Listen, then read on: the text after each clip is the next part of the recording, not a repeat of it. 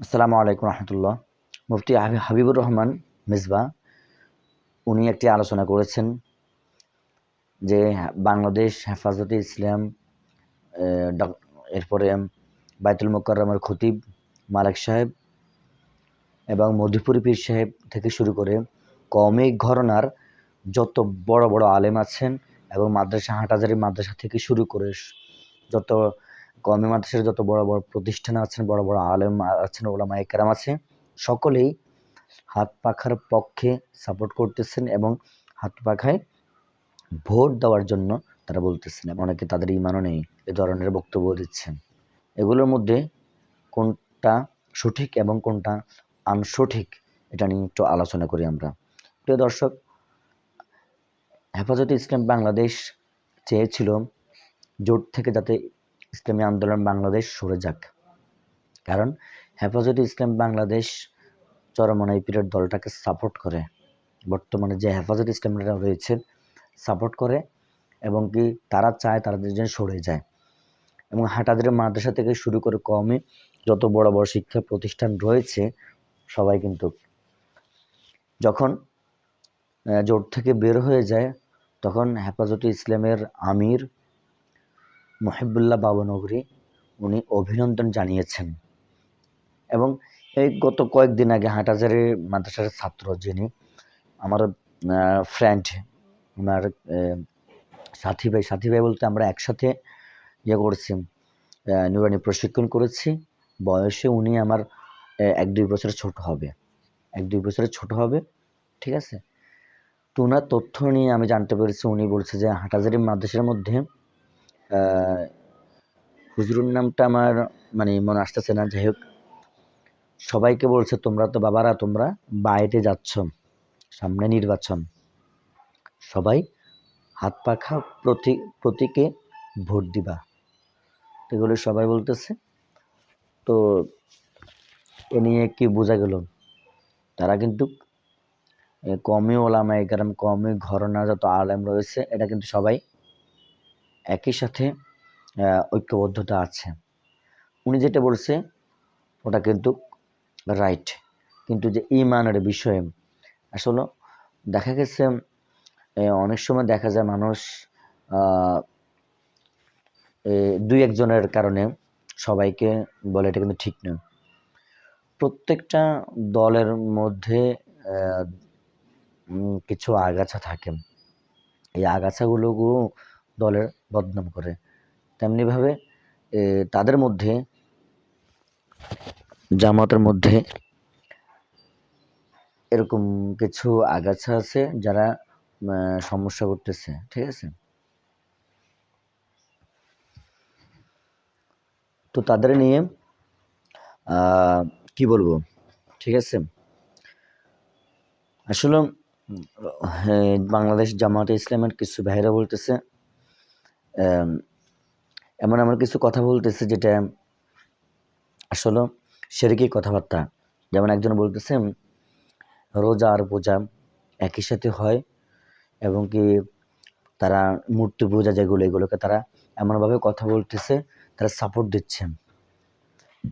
অথচ যারা মূর্তি পূজাকে সাপোর্ট করে তারা কিন্তু মুশরিক হয়ে যায়। হযরত ইব্রাহিম আলাইহিস সালাম যখন মূর্তিগুলোকে ভেঙে ফেলে তখন সবাই যখন প্রতিবাদ করে, তখন উনি বলতেছে আল্লাহ রাব্বুল আলামিন আমাকে পাঠাইছে মূর্তি পূজা এটাকে ভেঙে ফেলার জন্য, একমাত্র ইবাদত চলবে আল্লাহর। এরপরে ওনাকে তো আগুনে পুড়িয়ে ফেলার জন্য চেয়েছিল আল্লাহ রাব্বুল আলামিন, ওই আগুনটাকে বলছে কুলনা ইয়া নারু কুনি বারদান ওয়া সালামান আলা ইব্রাহিম, হে আগুন তুমি, আগুনকে নির্দেশ দিয়েছে যাতে করে ইব্রাহিমের একটা পশমও যাতে করে না পড়ে। এমন একটা আগুন এমনভাবে হয়ে গেছে শান্ত এবং কি এয়ার কন্ডিশন, এসির মতো হয়ে গেছে, গরম ঠান্ডা করে এসির ভিতর উনি ছিল, সবাই হাসতেছে। তো ইতিহাস তো আমরা জানি, এগুলো ইতিহাস সবাই জানে। তো এমন কথা না বলা যে কথার দ্বারাই আমাদের ইমান চলে যাবে, আমাদের মুশরিকের মধ্যে আমরা পড়ে যাব। ওই সেমে এইসব কথাগুলো নিয়ে মুফতি হাবিবুর রহমান সাহেব থেকে শুরু করে অনেকে বলতেছে, এগুলো বলতেছে। যারা শরিয়া আইন বাস্তবায়ন চায় না, শরিয়া আইন কে অপছন্দ করে তাদের তো ইমান নেই বললে চলে। কারণ শরিয়া আইন মানে কি, শরিয়া আইন সম্পর্কে আমাদেরকে জানতে হবে। কারণ শরীয়ত এমন একটা জিনিস, শরীয়ত যদি কোনো মুসলমানের মধ্যে না থাকে তার ইমান থাকে না। ঠিক আছে? শরীয়তের ভিতরে মারেফত, হাকিকত, তরিকত। মারেফত, হাকিকত, তরিকত হচ্ছে শরীয়তের মধ্যে। শরীয়ত হচ্ছে মূল। যেমন দুধ, দুধ দিয়ে মানুষ ছানা তৈরি করে, দুধ দিয়ে মিষ্টি তৈরি করে। দুধ যদি না হয় তাহলে মিষ্টি তৈরি করতে পারে না, ছানা তৈরি করতে পারে না। ঠিক তেমনিভাবে শরীয়ত না থাকলে বাকি যে মারেফত, তরিকত, হাকিকত রয়েছে এগুলো বাস্তবায়ন হয় না। কারণ আর শরীয়ত মানলে মারেফত, তরিকত, হাকিকত শরীয়তের ভিতরে পাওয়া যায়। তো এই জন্য এমন এমন কথা না বলা যেটা আমাদের ইসলামের বাইরে চলে যায়, শরীয়তের বাইরে চলে যায়। দুই একটা ভোটের জন্য যদি এই ধরনের কথাবার্তা বলার দরকার নেই। আল্লাহ যদি কাউকে যদি উপরে উঠায়, দুনিয়ার মানুষ তাকে পেছনে টেনে টেনেও তাকে নিচে নামাতে পারবে না। আর আল্লাহ যদি না চায়, সারা দুনিয়ার মানুষ আপনাকে উপরে উঠাতে পারবে না। এই জন্য আল্লাহর কাছে দোয়া করতে হবে, নিজের ঈমান এবং আমল নিয়ে সামনে এগিয়ে যেতে হবে। যদি আপনার নিয়ত সহি থাকে, আল্লাহ রাব্বুল আলামিন আপনাকে উঠাবেন। তো যাই হোক, প্রিয় দর্শক, আমরা কিন্তু আমি জামাতে ইসলামের বিরুদ্ধেও নয়, হাত পাখার বিরুদ্ধে নয়।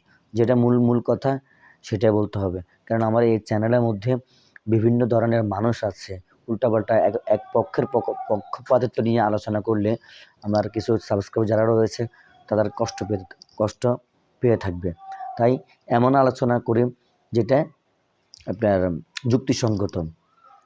আর হাত পাখা যারা রয়েছে তারা যেহেতু এককভাবে নির্বাচন করতেছে, তারা বড় অসুবিধা নেই। কিন্তু তারা জামাত ইসলামের বিরুদ্ধে বিভিন্ন ধরনের কথা বলতেছে। এখন যেহেতু বের হয়ে গেছেন, ওরা কি করে না করে সেটা তাদের ব্যক্তিগত ব্যাপার। জনগণ দেখতেছে তো।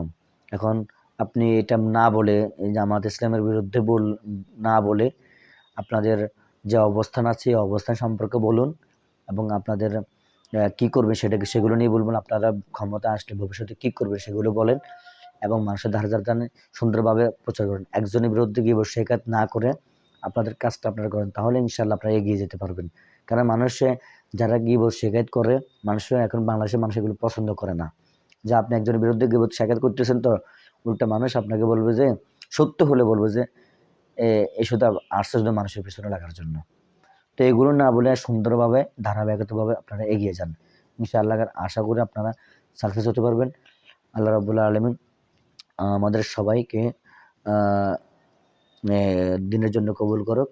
আর যারা ক্ষমতায় আসুক না কেন, আমরা চাই যে ধরনের মানুষ আসলে দেশের কল্যাণ হবে, ইসলামের কল্যাণ হবে, আল্লাহ রাব্বুল আলামিন তাকেই যেন নির্বাচিত করে। আল্লাহ হাফেজ।